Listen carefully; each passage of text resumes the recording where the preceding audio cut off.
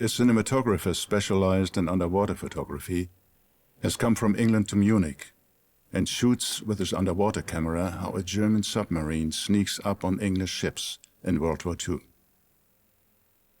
This is what the footage that the English cinematographer shoots looks like. It is the first scene of a movie that, a generation after World War II, wants to bring an especially grim battle of that war into the present. The Battle of the Atlantic. The torpedo has been fired and is heading for an English ship. The men in the control room of the submarine are waiting for the torpedo to hit its target. Or maybe not. Hardly any of these men were born when the actual events occurred that they are playing. Most of these actors in Lothar Buchheim's submarine story, on which the film is based, do not know the war other than from books or movies. Herbert Grönemeyer plays the role of the young war correspondent who participates in his first combat mission on the U-96, as did Buchheim during the war. Jürgen Prochnow plays the commander.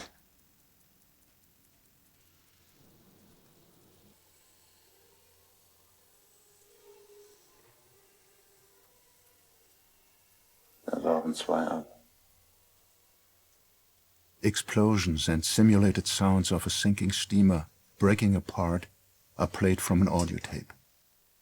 Director Wolfgang Petersen wants that the scene is as realistic as possible, even for the actors on the set. Stop. Ja. Und nochmal in dieser Version eine letzte. But how do you recreate a submarine battle in the Atlantic Ocean without a battle? Without the Atlantic? And without a submarine? First, you take the largest stage on the Bavaria Studios lot in Munich. You build a gimbal to imitate the movement of the U-boat. And on that gimbal you heave the recreated interiors of a German 7th Sea World War II submarine. Our TV crew looks at each other anxiously. For more than just a moment it seems as if we have stumbled through some cruel twist of fate onto a very real ghost ship that still travels the seas with its ghost crew. So precise is the reproduction of the interiors of the submarine. So realistic are the props, starting with the pressure gauges and the moldy dry sausages, right up to the old shellac record with the commander's favorite tune. Achtung, zur Schwal und Schwal!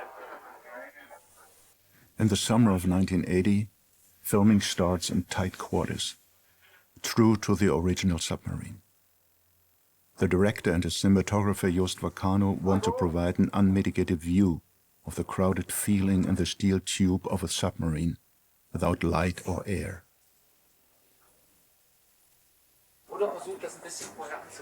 As if it wasn't stuffy enough already in this U-boat replica. But the artificial haze that is spread before each shot is a must. It represents the fumes coming from the mighty diesel engines at the stern that pervade the whole boat. In this scene, the boat navigates above water through rough weather. The relief bridge watch and the commander have climbed down from the conning tower, soaking wet. So the guards will have to get drenched first.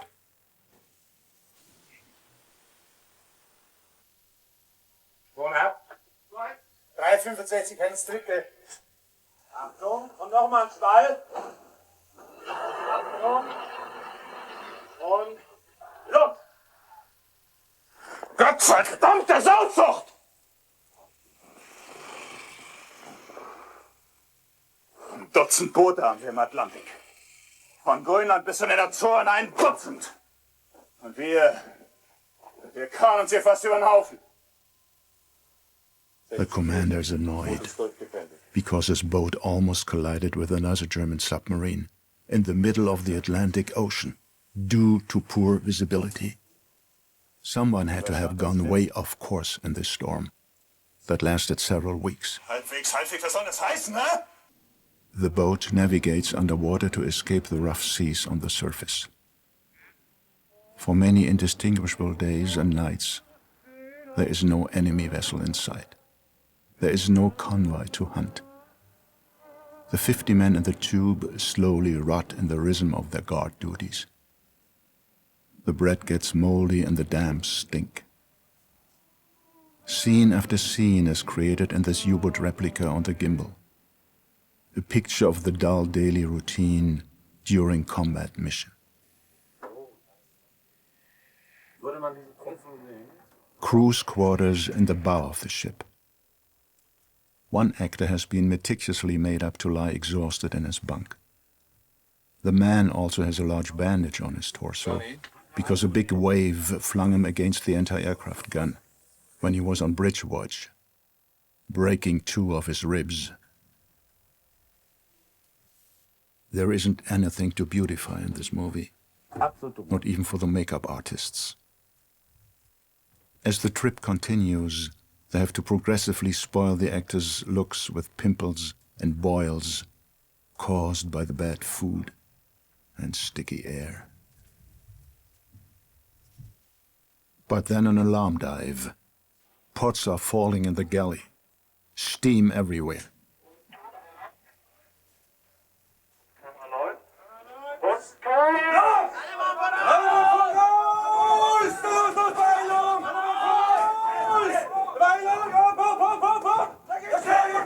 The men who are off duty run through the whole boat to the bow. The boat has to dive even steeper into the deep.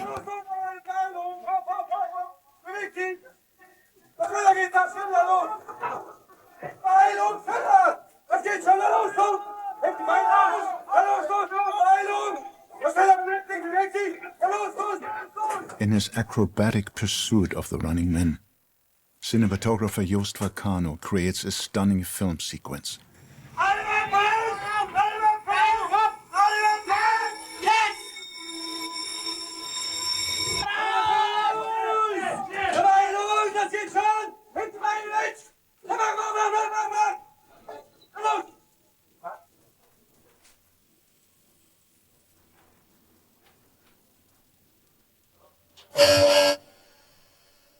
The end of a shooting day and the submarine replica on the gimbal on Soundstage 5.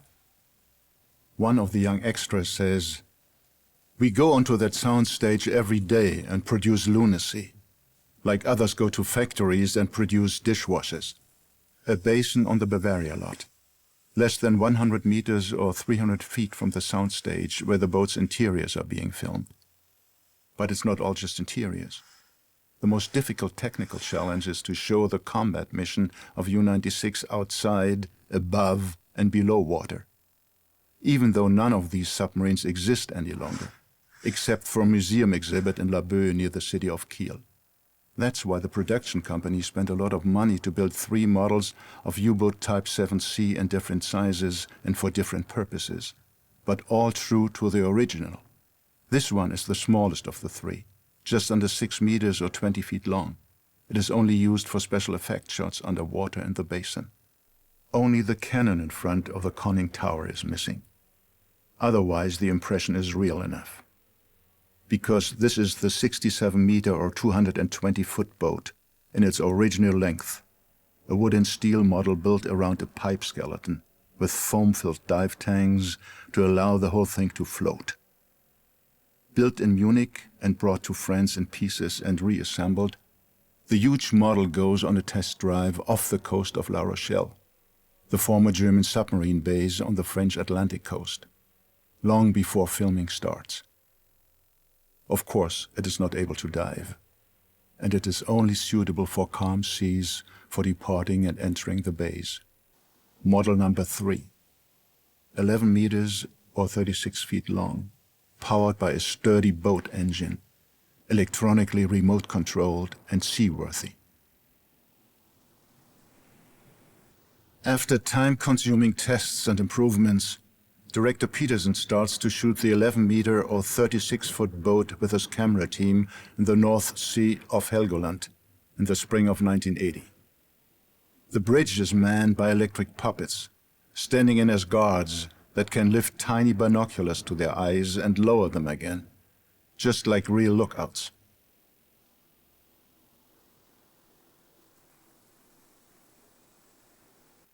Waterproof cameras have been mounted on the model.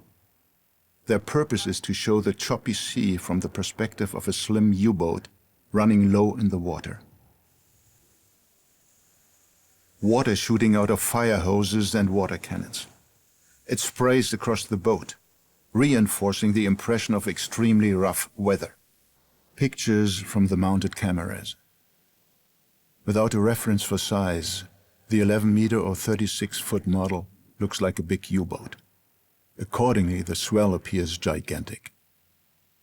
A feel for the loneliness and desolation during these combat missions should be conveyed to the audience.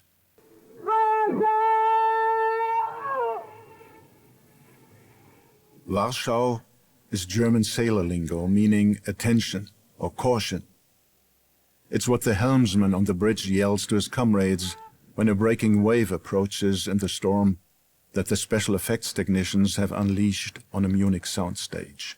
A big, life-size conning tower is mounted to a drainable basin and is being deluged with water at regular intervals. Wind machines whip water into the guards' faces as breakers descend from high up down a custom-built slide. When a breaker is needed, more than 1,000 liters or 250 gallons of water are released from containers below the ceiling of the soundstage. Our camera is placed below the movie camera. The projection screen is faintly visible behind the tower.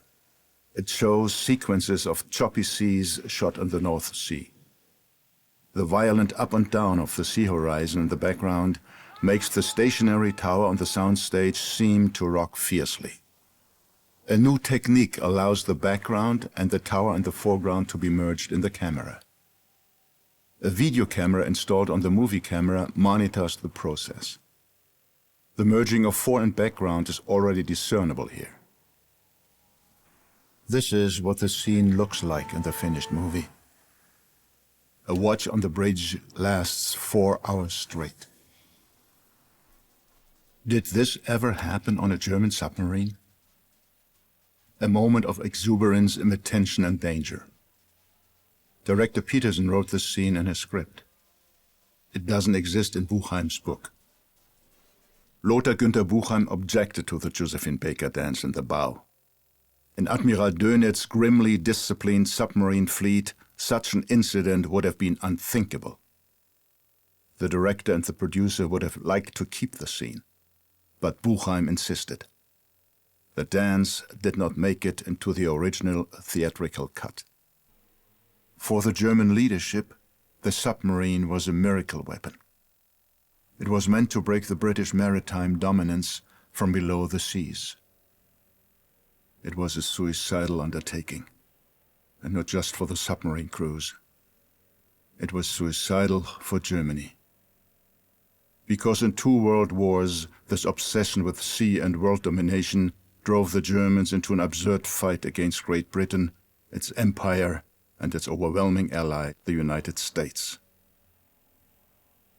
The submarine was a sinking ship for the whole German Reich. Spring 1981. The 11-meter or 36-foot model is being prepared for diving tests in the small port of Immenstadt on Lake Constance. The technicians and special effects crew had to work a long time until they managed to rig a complex contraption allowing them to emerge and submerge the boat at the right speed and the right angle. To shoot diving scenes in the North Sea was too risky. It would be devastating if the irreplaceable model disappeared forever. But how do you create reasonably realistic high seas diving maneuvers on calm Lake Constance? The fire hose roughens the surface of the water. Artificial mist blurs the picture and makes it more dramatic at the same time. It doesn't look bad on the monitor, but it is much harder to achieve a realistic look on the movie screen. Water bombs detonate in preset depth of water. They are meant to destroy submarines. Nobody has ever seen a real water bomb detonate. Nevertheless, special effects experts experiment in the basin on the Bavaria lot how to film something like this by hanging little electrically triggered firecrackers in the basin. A tunnel has been dug at the edge of the basin from where a cameraman can shoot through a glass panel into the basin where the firecrackers are hanging. In reality, it's a harmless puff. But slowed down by a factor of 20 with a slow-motion camera, this mini-explosion will turn into an almost nuclear fireball. Test of a hidden compressed air device that's meant to blow potatoes into the control room and hurl floor panels high in the air.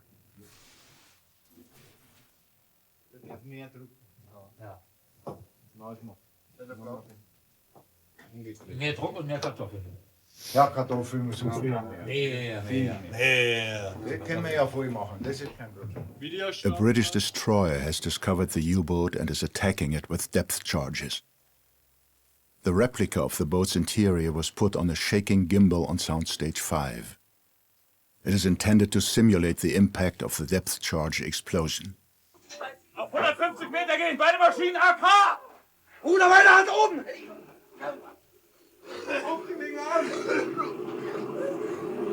Ruhig, Männer, ruhig! Ja. 50 Grad gehen.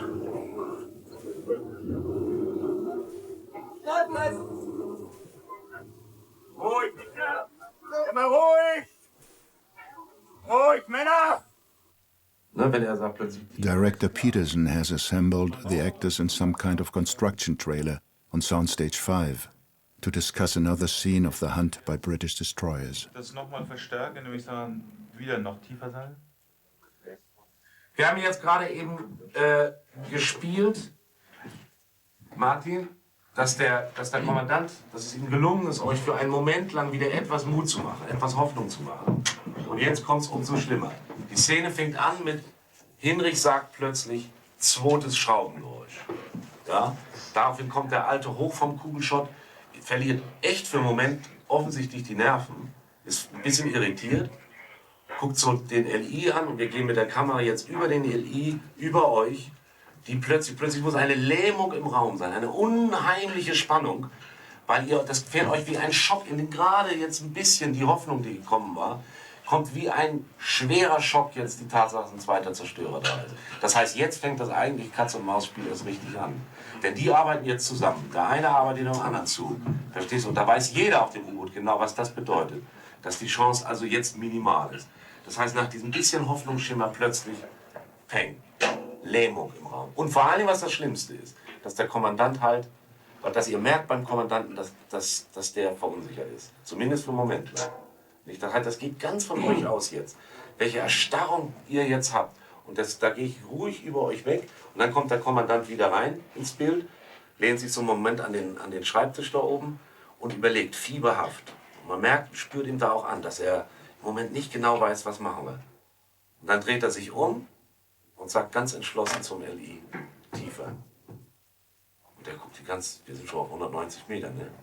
Und das, auch so wie die das jetzt spielen, wie die das jetzt andeuten, das ist ganz klar, man spürt sofort, jetzt geht es ums Ganze. Die einzige Chance ist noch tiefer. Die Werftgarantie ist 90 Meter, das wissen alle. Gut, man weiß, da gibt es noch eine Marge. Ne? Das Boot kann schon noch tiefer, aber wo die Grenze ist, weiß kein Mensch. Und jetzt ist die absolute Spannung dieser Szene, dass das Boot jetzt tiefer und tiefer geht. Und der Leitende so mit flatternder Stimme jetzt auch sagt 200 Meter, 210 Meter. Und jetzt mache ich von euch Großaufnahmen. Das wird nur auf Großaufnahmen jetzt gemacht, ne? Was in der Einzelnen vorgeht. Das muss bei euch allen muss ihr innerlich vibrieren und jeder für sich selber überlegen, ne, das darzustellen. Diese unglaubliche Pein, die jetzt einsetzt, wenn das Boot immer tiefer geht und es immer mehr knackt im Gebälk und es knistert. Dass wir die Tiefe spürbar machen, über eure Gesichter. Über das Knacken, was wir hören. Und da gibt es gar keine Steigerung mehr. Das können Menschen überhaupt nicht mehr ertragen. Das wollen wir auch zeigen mit dem Film. Dass es einfach unvorstellbar ist, was in so einem U-Boot-Krieg mit diesen Menschen auch gemacht wurde. Was denen zugemutet wird. Wie die letztlich ausgebeutet, demoralisiert, gequält wurden. Dass solche Figuren wie Thomsen in der Bar Royale, den man am Anfang ja erlebt, als ein Wrack von einem Menschen mit Anfang, Mitte 30, das ist das Ergebnis von diesen Sachen, die wir hier drehen. Dass die Leute wirklich zerstört werden, kaputt sind. Mit 30 35 Jahren aus dem Verkehr gezogen werden, weil sie mit Nerven am Ende sind. Völlig erledigt. 220 Metern.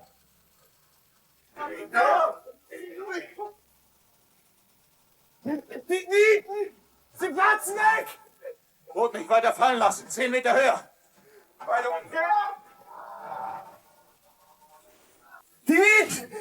Sie platzen weg! Boot nicht weiter fallen lassen. 10 Meter höher.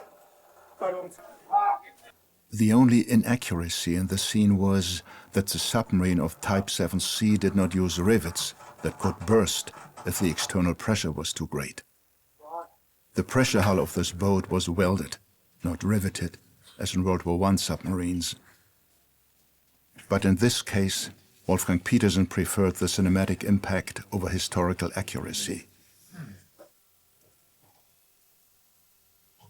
Heinzi, so war es jetzt sehr schön alles. Timing und so genau richtig. The longer the agonizing shoot lasts, the more the actors start to resemble a real pale and worn-out submarine crew. Nonetheless, the makeup artists help the process along, for example by making their eyes look even more sore than they already are.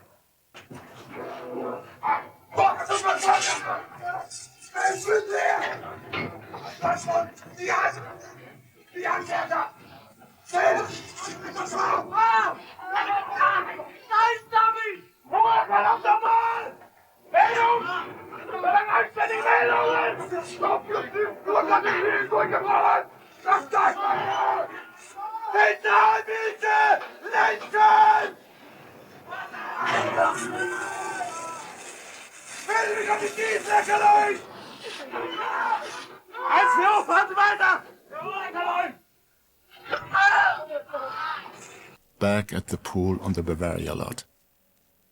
A lovingly crafted model represents the wreck of an English tanker that was hit by U-96 during an attack on a convoy. The special effects technicians have installed gas lines around the wreck, just below the surface, allowing them to simulate leaking ignited oil. Und wieder ganz weg. Und das Rotlicht gleich auf voll. Und auf halb. The corresponding scene on the submarine bridge is prepared on the soundstage.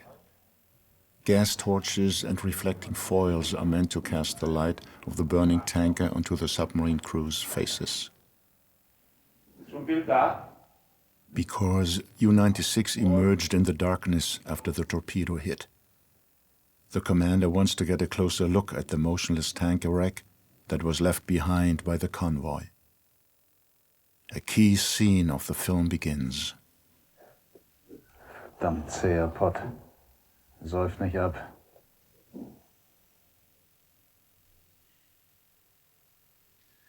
Na, dann wollen wir mal ins WO.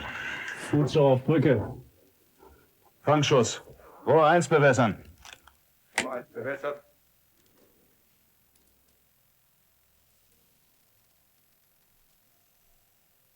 Reinste Abwrackunternehmen.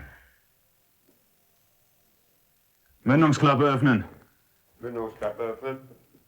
Gegnerfahrt 0. Eingestellt. Bug links, Lage 80. Eingestellt. Entfernung 950 Meter. Eingestellt. Tiefe 4. Tiefe 4. Torpedogeschwindigkeit 30. Torpedogeschwindigkeit 30. Rohr 1 ist klar zum Überwasserschuss. Haltepunkt kurz vor achterem Mast. Ziel aufgefasst. Feuererlaubnis. Rohr 1 fertig. Rohr 1 ist fertig. Rohr 1, los! Los!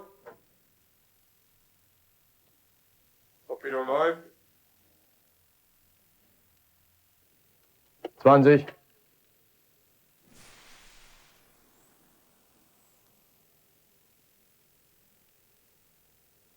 Sie von alleine gelöst. Da ist doch keiner mehr an Bord. The deadly coup de grace torpedo is already on its way, as distress rockets and flares rise from the wreck. The men of the German U-boat discover that there are still sailors on the wreck, but it is too late. The torpedo cannot be stopped. Along with his men, the commander has to watch how he is killing unwittingly helpless shipwrecked sailors. War is a crime, even without premeditated war crimes being committed. War turns everybody who participates in it into a murder of helpless and innocent people against their will. That is the message of Lothar Günther Buchheim's epic report about the real combat mission of the U-96. It is unmistakably also the message of the movie. My colleagues and I have followed the development of the movie long enough to know how serious the filmmakers took their job. But we also know the various levels of difficulties the director, the actors, and the technicians had to deal with. Difficulties we are only able to hint at in this report. The undertaking of this large-scale German movie about a traumatic German topic are extremely controversial. It could not be anything but controversial. But nobody can seriously deny that this filmic achievement is an appropriate and impressive reminder for what the German Chancellor Willy Brandt meant when he said, "Germany has seen worse than young people demonstrating for peace and against arms."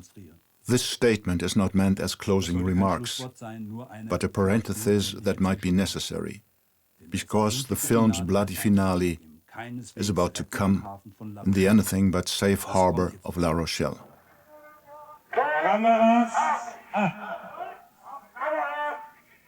Playback!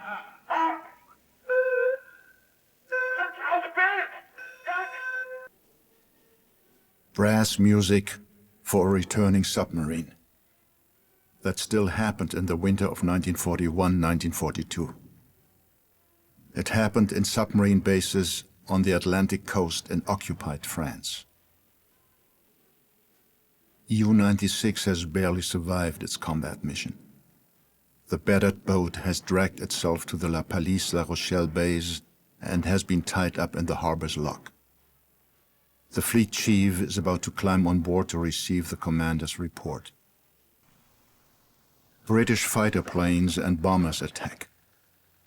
This is what cast and crew are working on for several days and many, many takes in February 1981. Stop, stop, stop, stop, stop!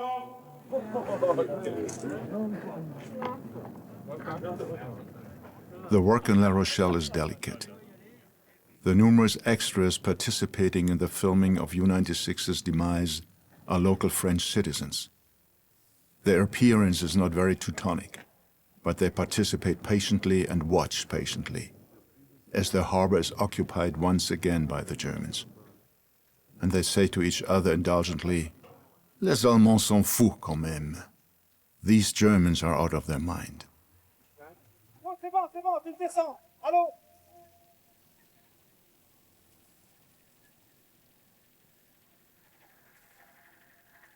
Firecrackers are placed all around the harbor basin.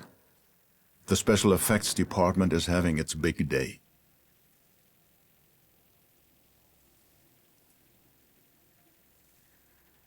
And for Carly Baumgartner, the head of the special effects team from Munich, it will be the crowning achievement of a career rife with pyrotechnical passion. Carly!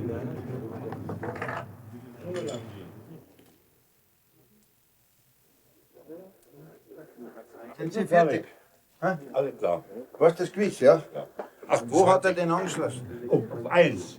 Ja, und eingeschaltet. Eigentlich, jetzt ist aus. Nachher ist eingeschaltet und. Ja, musst aber da drücken die ganze Ja, Zeit. das weiß ich. Und du musst da rüberfahren. Von hier jetzt los. Wo hat er denn seinen Streifen? Hier ist er. Was ist das für der Klump? Ja, nicht. Weg damit. So. Hier, von 0 jetzt los bis hoch. Ja, oder mehr Leiterbahn, das hat 220 Volt. 100, Ah, 130. okay. Du siehst die Flieger. Du kriegst eine Einwand, das ist noch nicht im ersten Durchgang. Müssen wir schauen. Moment, das hörst du gleich. Im zweiten Durchgang, das heißt jetzt, das erste Mal kommen die Flugzeuge so, dann kommen sie wieder, dann sind die Explosionen, von Max her bis dahinter, und dann kommt es wieder alleine, und dann kommt es wieder, du hörst schon, wenn dann die Kameras wieder einschalten, dann dann geht das los. Dann lass du dein Ding da mitgehen. Das siehst schon, wenn der da hinten drin ist, da so, da hinten, ja, schon noch weiter hinten, kannst schon dein Ding rausziehen. Der nächste Durchgang.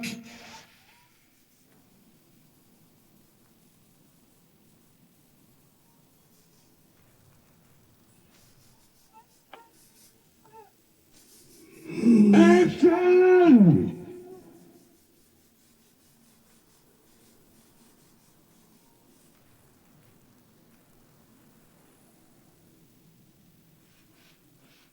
Stop! Stop!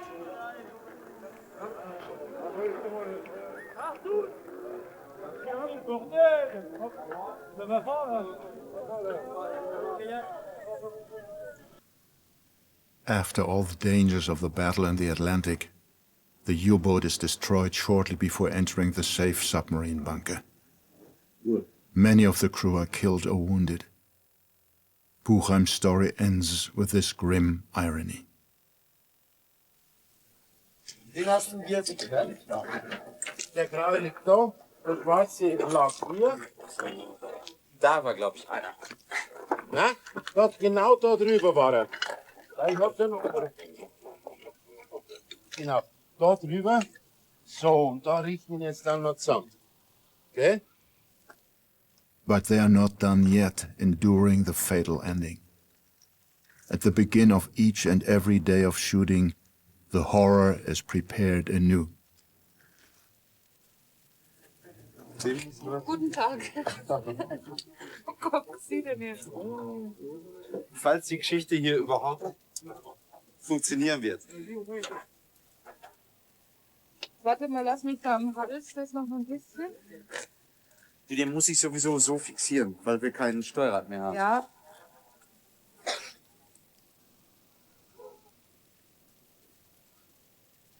Kommst hier angetobt. Er starrst hier, weil hier Heinz hängt. Schwer verletzt. Der hängt hier drüber und dem läuft das Blut vom Kopf. Der hat eine Kopfverletzung. Ja? Du springst an ihn ran, in Panik, unheimlichem Tempo, reißt ihn unter den Armen, hier rum, versuchst ihn dort in Deckung zu bringen. Ja, gut. Musst dir selber jetzt mal so ein bisschen, wenn du das mal mit ihm übst, mal gucken mit Steinen und so, was du dir da aus dem Weg räumst. Ja. Pili kommt in dem Moment von hinten und hilft dir dabei. Pili war schon dort in Deckung. Ja. Siehst, wie er mit dem schwer verletzten Heinz Hönig ankommt. Rast vor, ihr könnt dabei auch was brüllen, improvisieren, nicht? Komm hier in Deckung oder so. Aber es kommt keine Flieger heute, ne? Nein. Das ist ja jetzt, sind ja die Bomben da oben schon. Das, was jetzt kommt, ist Bombenteppich. Ja? Auch, das muss Chaos hier sein, ne? Ich komme aber Flieger, Bomber hier. Ja, jede Menge. Eine Probe. Achtung und Action!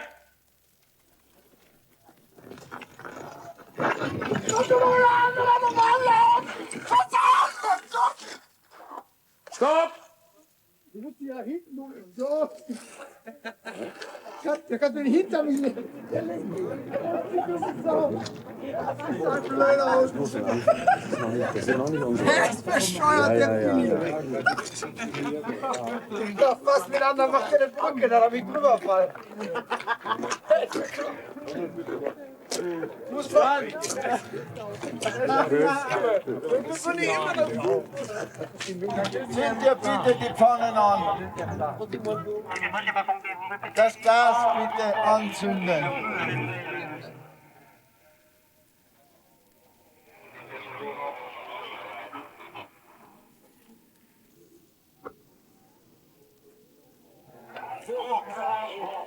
Gas, Gas.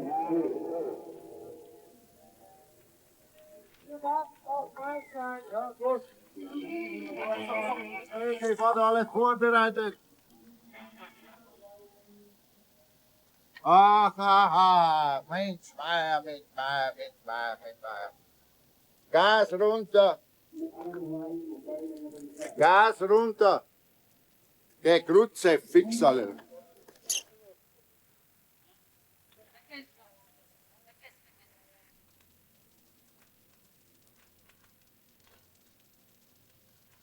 Ist jetzt in Ordnung? Also Gas hoch! Klappe!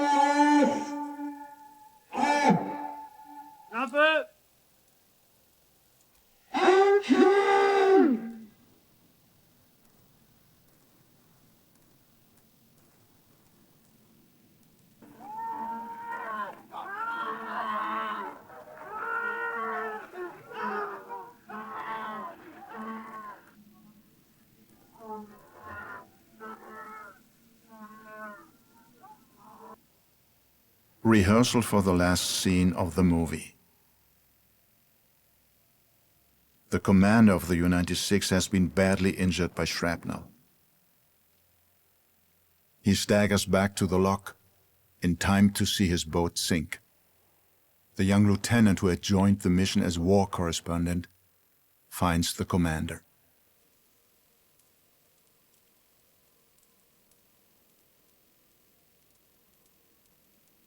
Okay, danke, sah toll aus, super.